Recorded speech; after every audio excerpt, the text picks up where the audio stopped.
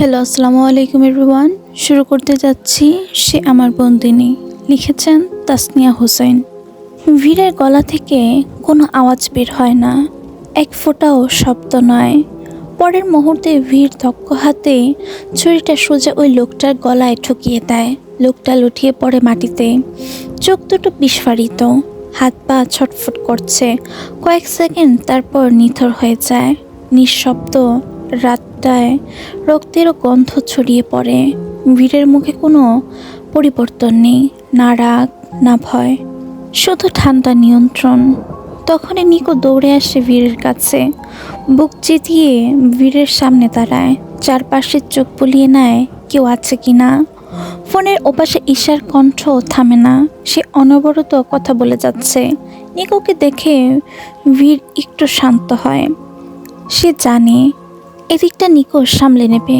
এর মধ্যে ভীরের আরও লোক এসে পড়ে, একে একে ছড়িয়ে যায় চারপাশে। ব্যাকআপ টিম পুরো এলাকা জুড়ে ছায়ার মতো নেমে পড়ে। নিঃশব্দে নিখুঁতভাবে তারা শত্রুদের খুঁজে বের করে নিশ্চিহ্নিত করতে থাকে। ভীর ফোনটা কানে ধরে রাখে, সে শান্ত যেন কিছুই ঘটেনি। ভীর গম্ভীর গলায় বলে, এত রাতে তুমি ঘুমাওনি কেন? ওষুধ খেয়ে ঘুমাতে বলা হয়নি তোমাকে? এতক্ষণ পর ভীরের গলা শুনে স্বস্তি পায় ঈশা, কিন্তু পরেই ভীরের এই কথাগুলো শুনে ঈশার মুখটা আপনা আপনি ছোট হয়ে আসে, চোখ নামিয়ে নেয় সে। অভিমানটা চেপে রেখে তবু ফিসফিস করে বলে, এত শব্দ কিসের? আপনি ঠিক আছেন? ভীরের কণ্ঠ একটুও বদলায় না, একই স্বরে বলে, নান অফ ইউর বিজনেস। এই কথাটাই যথেষ্ট। ঈশার বুকের ভেতর কেমন করে ওঠে, চোখের পাতা টলমল করে ওঠে, অশ্রু জমে। ঈশার কিছু বলে না। ফোনের ওপাশে নীরবতা নেমে আসে, আর এই নীরবতার মধ্যে ভীর প্রথমবার অনুভব করে যুদ্ধের ময়দানে দাঁড়িয়ে থেকেও এই একটা মানুষের কণ্ঠ তাকে কতটা শান্তি দিচ্ছে। ভীর ফোন কানে নিয়ে ল্যাপটপ অন করে। স্ক্রিন জুড়ে ভেসে ওঠে ঈশার মুখ। ঈশার ছটফট দেখে ভীর বারবার হাতের নড়াচড়া, চাদরের খামচে ধরা কিছুই নজর এড়ায় না তার। একটা দীর্ঘ নীরবতা নেমে আসে দুজনের মাঝখানে। ঈশা বুঝে উঠতে পারে না সে কি বলবে। প্রতিটা কথায় এই লোকটার গলার যে চাপা ধমক লুকিয়ে থাকে, সেইটা তার বুকের ভেতর অজানা এক ভয় ঠেলে দেয়। শব্দগুলো মুখে এসেও আটকে যায়। ভীর ফোন কানে রেখেই ল্যাপটপের স্ক্রিনে দৃষ্টি স্থির করে রাখে। ঠিক তখনই বাইরের সব শেষ হয়ে যায়। শত্রুদের একে একে মাটিতে নামিয়ে দেয় বীরের লোকেরা। রক্ত, চিৎকার আর বন্দুকের শব্দ থেমে গিয়ে চারপাশে শুধু নীরবতা। ঈশা আধ ঘুমে তুলছে, ওষুধের ঘরে চোখ ভারী হয়ে আসছে। স্ক্রিনের ওপাশ থেকে বীর সেটা দেখে ঠান্ডা গলায় বলে, ঘুমাও। কিন্তু বীরের মুখে বলা ওই একমাত্র শব্দই ঈশার ঘুম একেবারে উবে যায়। চোখ বড় হয়ে যায় তার। হঠাৎ করেই বুকের ভেতর কেমন যেন কেঁপে ওঠে। ঈশা বলতে চায়, শোনো, কিন্তু কথা শেষ হওয়ার আগেই বীর মুহূর্তের মধ্যে ফোন কেটে দেয়। ফোন কাটার পরেই ঈশা হাঁপিয়ে ওঠে। হঠাৎ যেন শ্বাস নিতে কষ্ট হয় তার। যে কারণে ফোন দিয়েছিল সেই কথাটাই আর বলা হলো না। আবার কি ফোন দেবে? হাতটা একটু নড়ে আবার থেমে যায়। কেন জানি এই লোকটার সঙ্গে কথা বলতে তার অস্বাভাবিক রকম ভয় লাগে। শব্দ যেন ফুরিয়ে আসে, গলা শুকিয়ে যায়। ঈশা ফোনটা কান থেকে নামিয়ে মারিয়া এলেনা এগিয়ে আসে, নরম কণ্ঠে বলে, ম্যাম, ফোনটা দিয়ে দিন, বস রাগ করবেন। আপনাকে ফোন দেওয়া নিষেধ। ঈশা কিছুক্ষণ চুপ থাকে। মাথার ভেতর হাজারটা কথা ঘুরতে থাকে, ভয়, দ্বিধা আর না বলা কথাগুলো একসাথে গলা চেপে ধরে। তারপর অনেক ভেবে, অনেক দ্বিধা নিয়ে আবার ফোনটা কানে তুলে ঈশা। বীর একটা সিগারেট ধরায়। আগুনের লাল শিখাটা কয়েক সেকেন্ড তার চোখে প্রতিফলিত হয়, তারপর ধোয়ার আড়ালে হারিয়ে যায়। চেয়ারে মাথা এলিয়ে দেয়। শরীরটা ক্লান্ত, কিন্তু মাথার ভেতরটা ভয়ঙ্কর সজাগ। একটার পর একটা আক্রমণ, একটার পর একটা নিখুঁত চাল। বীর ভেবে পাচ্ছে না এভাবে ধারাবাহিক আঘাতের পেছনে আসল কারণটা কি। তাদের প্রতিটা ডিল, প্রতিটা মুভ, প্রতিটা সময় তারা কোথায় আছে সব কিছু ইনফরমেশন শত্রুপক্ষ পাচ্ছে, কিন্তু কিভাবে, এর পেছনে কে আছে। ধোয়ার ফাঁকে চোখ দুটো শুরু হয়ে আসে তার। প্রত্যেকটা ইনফরমেশন ওরা পাচ্ছে কোথা থেকে। ফির এইসব ভাবনায় মশগুল। সে একটার পর একটা হওয়া আক্রমণ হিসাব মিলাচ্ছে। ঠিক সেই সময় নীরবতার বুক চিরে ফোনটা বেজে ওঠে। ভাবনায় ব্যাঘাত ঘটায় মেজাজ হারায় সে। বীর বিরক্তিতে ফোন রিসিভ করে, কণ্ঠে চাপা রাগ, ধারালো ঠান্ডা ভাব। কি সমস্যা? 1 সেকেন্ড থামে, তারপর আরো কঠিন গলায় বলে, বারবার ফোন দিচ্ছ কেন? ঘুমাতে বলেছি না তোমাকে? কথা কানে যায় না? ওপাশে ঈশার বীরের ধমকে কেঁপে ওঠে। হাতটা শক্ত করে ফোন চেপে ধরে, তবু কাঁপা কাঁপা গলায় বলে, আপনি আসবেন না? বীর চেয়ারে মাথা এলিয়ে দেয়, চোখ বন্ধ করে রাখে কয়েক সেকেন্ড, নিজেকে সামলায়। একটু আগের রক্ত, শব্দ, লড়াই, সব চিন্তা মাথায় থেকে সরিয়ে দেয় জোর করে। তারপর ঠান্ডা নিস্পৃহিত গলায় বলে, কেন? আমাকে নিয়ে তোমার কি কাজ? ভালো আছো? শান্তি মিলছে না? শান্তিতে থাকতে পারছো? ঘুমাচ্ছ, সহ্য হচ্ছে না? ঈশা বীরের কথার জবাব দেয় না। সে তার মতো করে বলে, আপনি চলে আসুন, আমার খুব ভয় করছে, আমার কিছু ভালো লাগছে না। বীরের গলা আবার তীক্ষ্ণ হয়ে ওঠে, আমি আসলে আপনার এই শান্তির ঘুম হারাম হয়ে যাবে। আমি যত দূরে থাকবো আপনার জন্য ততই ভালো। ঈশায়া নাচ্ছরবান্দা, আমি কিছু জানি না, আসুন আপনি প্লিজ। বীরের ঠোঁটে খেলে যায় একটা ধীর বিপজ্জনক হাসির রেখা।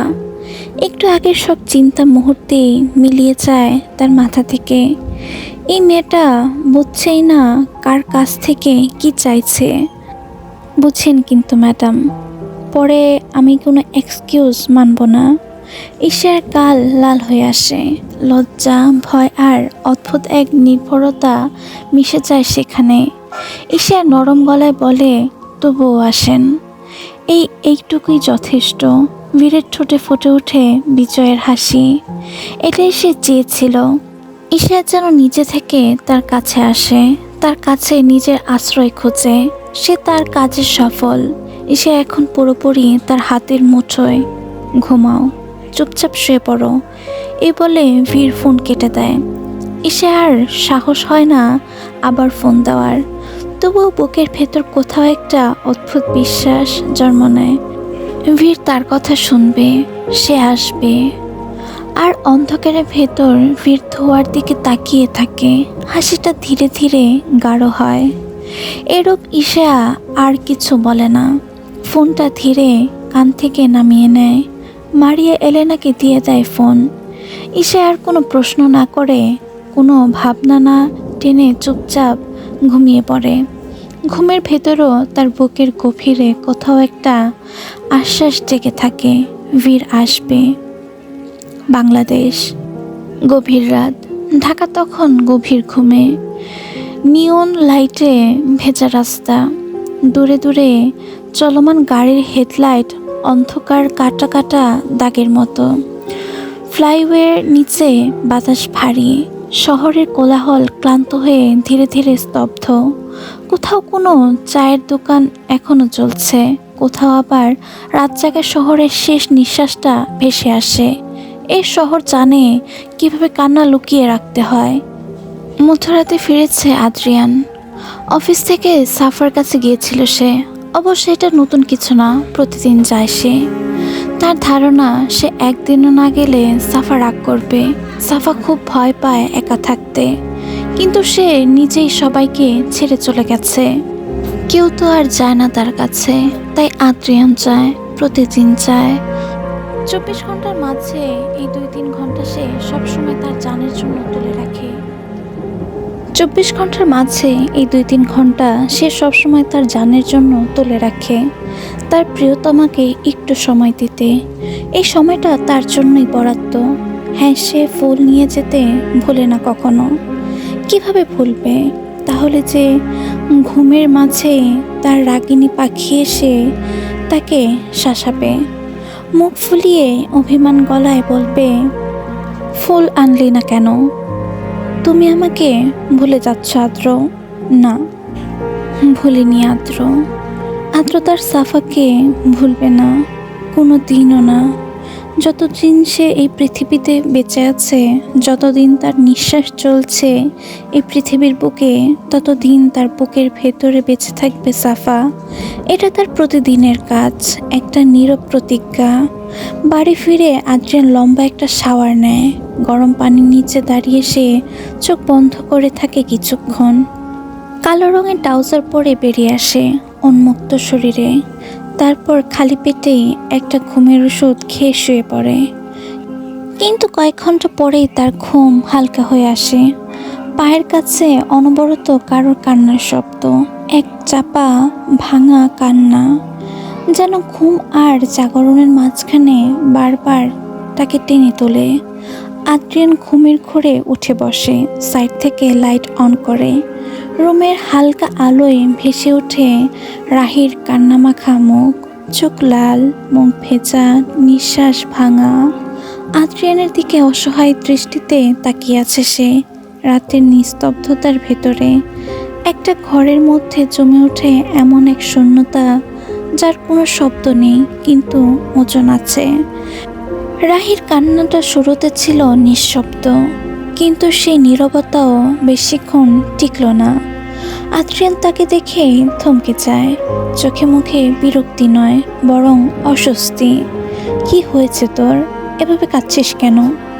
রাহি থামে না, উল্টো তার কান্না আরও বেড়ে যায়। এতক্ষণ যেন কান্না চাপা ছিল, সেটা এবার শব্দ হয়ে ভেঙে পড়ে, বুক ফাটা হাহাকার।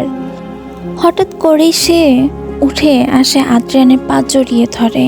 আদ্রিয়ানের খারাপ লাগে, এই দৃশ্য তার কাছে অস্বস্তিকর।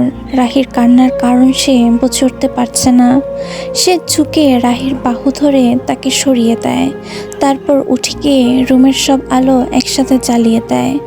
অন্ধকারটা আর সহ্য হচ্ছে না তার। সোফায় বসে পড়ে, ঠান্ডা কিন্তু কঠিন চোখে রাহির দিকে তাকিয়ে বলে, কান্না থামিয়ে বল, কি হয়েছে?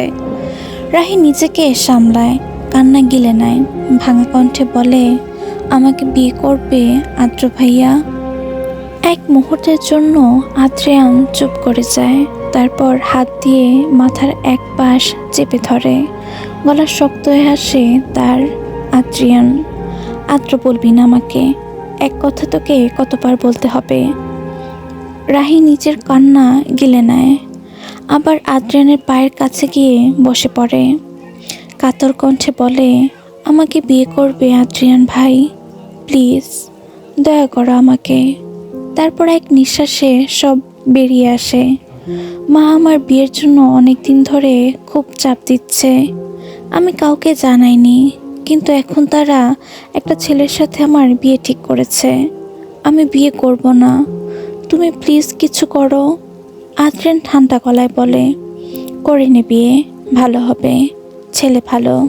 খালামণি আমাকে বলেছেন বিয়ের পর তোকেও ইংল্যান্ড নিয়ে যাবে। আদ্রিয়ান ভাই। রাহির কণ্ঠটা অসহায় হয়ে পড়ে। আদ্রিয়ান এবার আরও শক্ত গলায় বলে, মরিচিকার পেছনে ঘুরিস না রাহি। তোকে দেওয়ার মতো আমার কাছে কিছুই নেই, আমি একেবারে শূন্য। তবুও রাহি হাল ছাড়ে না। আমার কিছু চাই না আদ্রিয়ান ভাই, কোনো অধিকার চাই না, কিচ্ছু চাই না। আমার শুধু তোমাকে চাই, তোমার পায়ের নিচে কাটিয়ে দেব সারা জীবন। কোনো অধিকারে, কোনো প্রতিশ্রুতির দরকার নেই আমার। আমি অন্য কাউকে আমার এই জীবনের সাথে জড়াতে পারবো না। তুমি প্লিজ আমাকে একটু দয়া করো। আমার আর কিছু চাই না তোমার কাছে। আমি মাটিতে থাকবো, আমার কোনো অধিকার চাই না। আমি অন্য কাউকে বিয়ে করতে পারবো না, প্লিজ একটু বোঝো আমাকে। আদ্রিয়ান কিছু বলে না, নিঃশব্দে তাকিয়ে থাকে। এইভাবে জীবন চলে না, এভাবেই যাবে। আমি চালিয়ে নেব, আমি মানিয়ে নেব নিজেকে। আমি কখনো সাফা আপুর জায়গা চাইবো না তোমার কাছে। আমি শুধু একটু মর্যাদা চাইছি তোমার কাছে, আর কিছু না। এইটুকু দয়া করে আমাকে দাও। আদ্রিয়ান চুপ। রাহি হঠাৎ করে ভয়ঙ্কর শান্ত গলায় বলে, তুমি আমাকে বিয়ে না করলে আমি কাউকে বিয়ে করব না। প্রয়োজনে আমি গলায় দড়ি দেব, তারপরও আমি কাউকে বিয়ে করব না। আদ্রিয়ান একটা দীর্ঘশ্বাস নেয়, তারপর বলে, আমি দেখছি বিষয়টা, পরে কথা বলবো এই নিয়ে, যা গিয়ে ঘুমিয়ে পড়। এই কথায় রাহি একটু স্বস্তি পায়। আদ্রিয়ান ভাই যখন বলেছে সে দেখবে, তার মানে সে দেখবে, কথার খেলাপ করে না সে। রাহি কিছু বলে না, চোখ মুছতে মুছতে ঘর থেকে বেরিয়ে যেতে নেয়। ঠিক তখনই আদ্রিয়ান বলে ওঠে, সাফা আমার জীবনের সব থেকে গুরুত্বপূর্ণ আর পবিত্র একটা অংশ। আমি এই জীবনে কখনো কোনো দিনও ওর জায়গা আর কাউকে দিতে পারবো না। আমার সাথে নিজেকে জড়িয়ে পড়ে তোকে আফসোস করতে হবে, তখন আমাকে দোষ দিতে পারবি না। রাহি কিছু বলে না, নিঃশব্দে চলে যায়। সকাল থেকে ঈশার বুকের ভেতর এক অদ্ভুত অস্থিরতা। সময় যেন আজ ইচ্ছে করে থমকে আছে। প্রতিটা সেকেন্ড তার কাছে দীর্ঘ অপেক্ষার স্বস্তি হয়ে ধরা দিচ্ছে। সকালে গড়িয়ে দুপুর পেরিয়ে এখন সন্ধ্যা হওয়ার অপেক্ষায়। আজ ঈশায় পড়েছে আকাশি রঙের একখানা সালোয়ার কামিজ। রংটা ঠিক তার মনের মতো নরম, শান্ত, অথচ ভিতরে জমে থাকা আবেগে টলমল। ঈশার মুখের দিকে তাকালেই চোখ আটকে যায়। দুধে আলতা মেশানো গায়ের রং, চোখ দুটো বড় অপার্থিব মায়া জমে থাকা প্রতিটা দৃষ্টিতে। ঘন কালো চোখের পাতার নিচে লুকিয়ে থাকে কষ্ট, আর ঠোঁট দুটো যেন সত্য ফোটা গোলাপ, নরম, স্পর্শকাতর। কথা বলতেই কাঁপে সামান্য। ঠোঁটের পাশে ছোট্ট তিলটা তার সৌন্দর্যের এমন এক মোহযোগ করেছে যা দেখলে চোখ সরানো যায় না।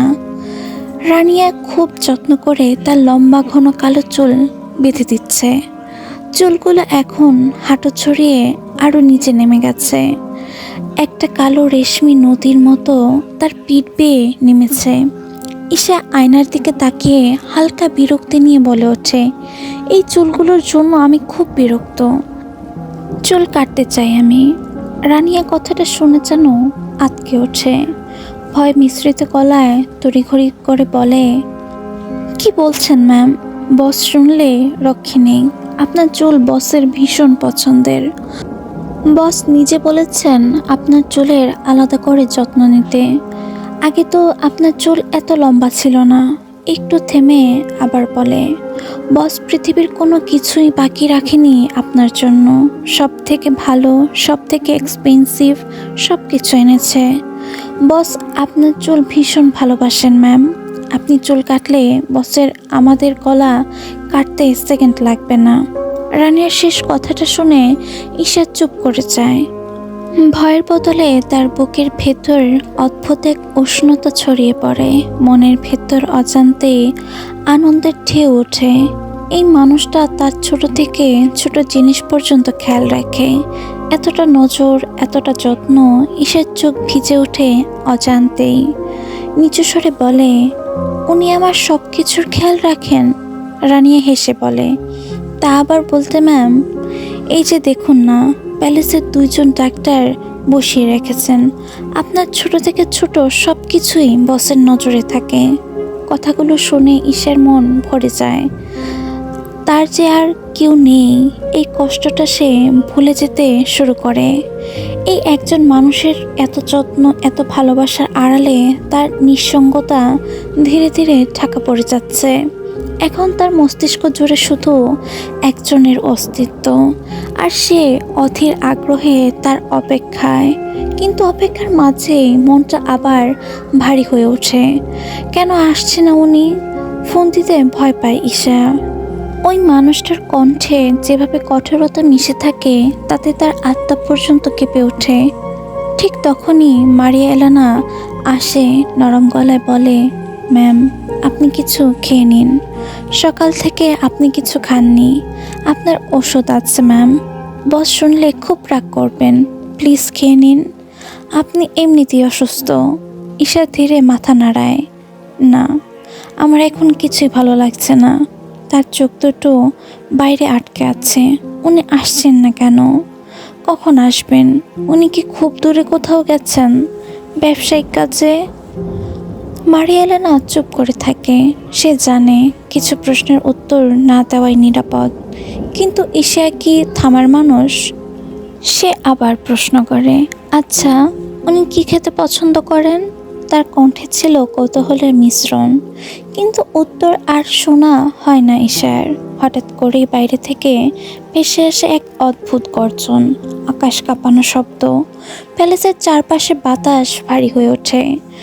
রানওয়ের আলো জ্বলে ওঠে দূরে।